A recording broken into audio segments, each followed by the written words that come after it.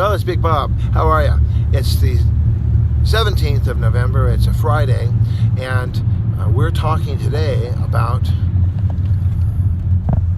the fact of the cross. The cross. We introduced the cross last hour very simply. The cross is the place where we find our forgiveness. The cross is the place where we have the power. You see a lot of people, celebrities, movie stars, little kids, they have crosses around their neck because we want to remember the cross, the sign of the cross. We want to be able to depend upon Christ. Our focus of our life is on Jesus. It's not on Mary or Sue or Alice or Sam. It's on the cross. So focus your life today on the cross. Focus your life today on what God can do, not on what you can do, not on what you know, not on what you understand, not on what you fear. If we focus on ourselves and we don't focus on the cross, we can get totally warped and crazy. And it happens all the time. You know, every couple weeks, Matt Lauer is going, and this is the worst tragic shooting in the history of the United States, and we can never saw anything like it. It's unbelievable. How does someone get in a position where they're taking lives, you know, massive casualties? How does someone get to that point? Their mind. They're not thinking about the cross.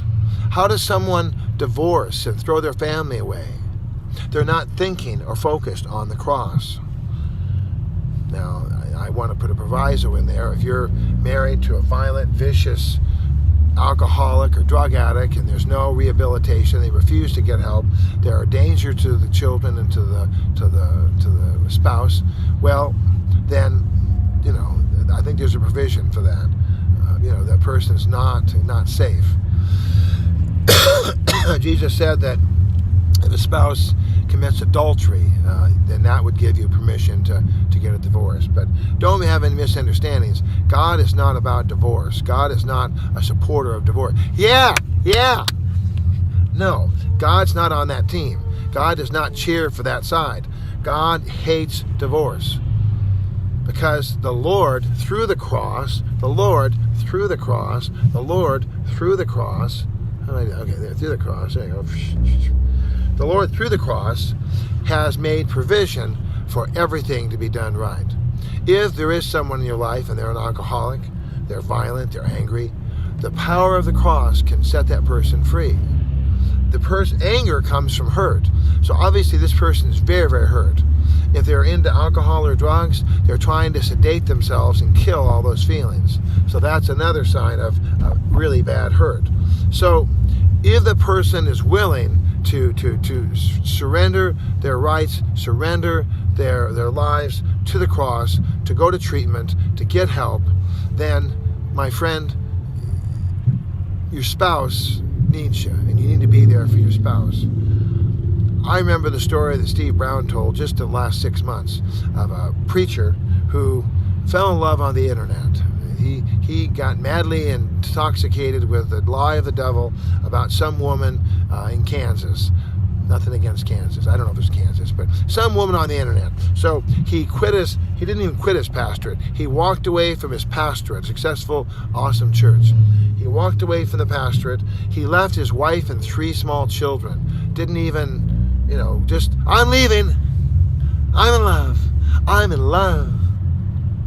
And as his wife stood there with the 2 or 3 children around her apron, she looked at her husband. She said, John, his name isn't John, but John, when you come to yourself, we'll be here for you. And you know what happened. The man went out with a woman and he had hot, lusty sex for probably a few weeks. And then it started to get kind of old. And then there was bickering and arguing. And then within 3 months, it was over. And this guy had thrown everything in his life away. He'd thrown away his pastorate, his respect, his job, his wife and children, tossed them all to the side to chase after this devilish dream of having ultimate sexual intercourse and power and pleasure with this woman from another state. And the devil is a liar. The devil is a liar. The devil is a liar. Did I mention the devil is a liar? And what happened was a miracle. This woman, powered by the cross, focused on the cross, she sent her husband a tape about the forgiveness of God, about the grace of God, about the kindness of God. And that man played that cassette tape over and over and over and over. It wouldn't work anymore. The tape snapped or jammed or something happened. And he thought,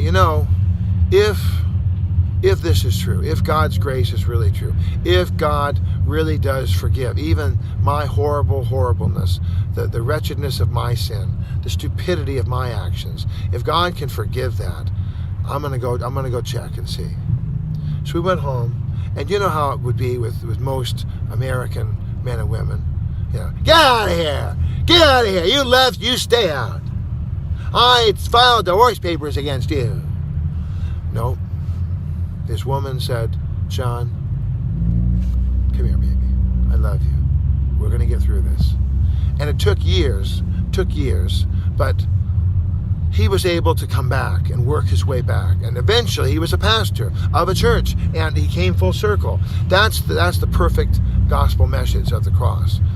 It was not instantaneous. It wasn't careless. It wasn't slap happy. It wasn't some kind of ha ha ha ha, I messed up, I come back, God's so good, ha ha ha. It wasn't like that. No. The man was truly repentant. The man took his lumps. He paid for his sins. He did not go back to the church he had. He didn't even have the same relationship with his wife that he had. He had a better one, better relationship, and tighter bonds with his wife. And so what about you and I? What about you and I? What about our lives? I'm going into a meeting today that's kind of concerning. I got someone who's basically threatening our family in a way, and I am just like puzzled. Those of you who know my story, you know that there's good reason. There really is good reason for someone to have a question. That's reasonable. Having a question is no problem. Wanting to know the facts, that's no problem. But the hysteria, the panic, the drivenness, the venomosity, the anger, the revenge, the punishment, the prejudice, the hate, there's no excuse for that. There's no excuse for that. None. There's no reason in God's good green earth why someone should just jump to that right away.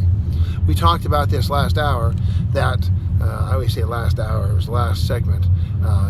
We talked about this, how if I look over and that's the old white guy. Well, I know all about the old white guys. I know. I look over here and there's a Mexican guy. I know all about the Mexicans. Don't tell me. I know. Look over here and there's a little woman with brown hair. I know who she is. I know all about her. She goes from Fletcher Jones Motor Cars in Newport Beach. She's driving a Prius. I can tell you all about her. I know. She's on her phone. So, see, the thing is, I'm hands-free. So prejudging someone,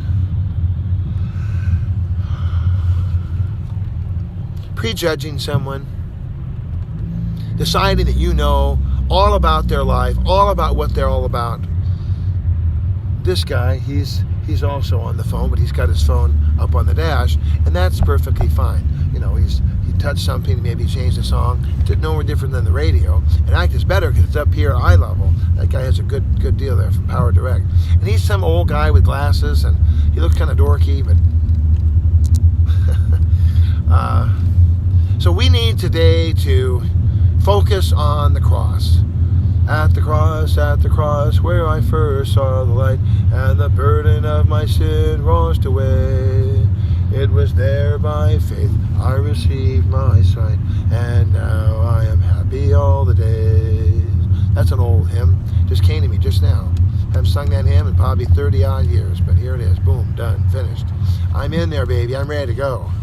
This person's from USC alone. I know about USC. Don't tell me. Yeah, well, it's that old white guy again. Yeah, he's from USC. I know. Don't be too cocky. It's nothing wrong with being interesting. Nothing wrong with being, I'm the most interesting man in the world. Remember the Dosecki guy? I don't even drink beer, but that was an interesting commercial. I'm the most interesting man in the world. That could be a good thing. If you're going to ask questions, if you're going to check things out, if you're going to try to have some fact-finding, if you're going to do due diligence. See, I've done my due diligence, and in my situation, I did a lot of due diligence. I talked to attorneys, district attorneys, record keepers, the Department of Justice. I talked to everybody. So I walk into the meeting today, I'm loaded. I'm ready to go. I'm not ready to go in just blasting. I'm not going to just start. I know. That'd be opposite of what I'm just teaching you. No, I'm going to go in as a listener. I'm going to get to know this person, Miss X and Miss X2, her boss. Now I'm going to get to know these people. I'm going to see what is it that they're concerned about. Why are they concerned? What's the problem? What do they think? They obviously are prejudiced. They're obviously hateful. They're obviously people that are somehow, mentally challenged, because I've tried to talk to them before and they won't listen. No. They don't want to know anything because they know. I mean, if you go to a mechanic, and it'd be like, the best example is, remember John Belushi and the SNL skit, cheeseburger. I scared for these motorcycle people that zing guys so fast. I mean, one little oops with the car, and that guy's on. I've seen it happen on the ground. But I remember John Belushi, cheeseburger. I like a Coke. No Coke. Pepsi. I mean, it was just this automatic. Now, In-N-Out Burger used to be like that. Cheeseburger, fry, Coke. Cheeseburger, fry, Coke. Cheeseburger, fry, Coke. Cheeseburger, fry, Coke. That's all they had. When Harry Snyder started, cheeseburger, fry, Coke. That was it. He just had a little hamburger stand. It was In-N-Out Burger, and I guess you could have a hamburger. I have a hamburger or a cheeseburger. That was the big variety. Now you can go in, you can get a 4x4 or 6x6. You can get animal fries, animal burger. You can get, a protein wrap. There's 1,000 things you can ask for.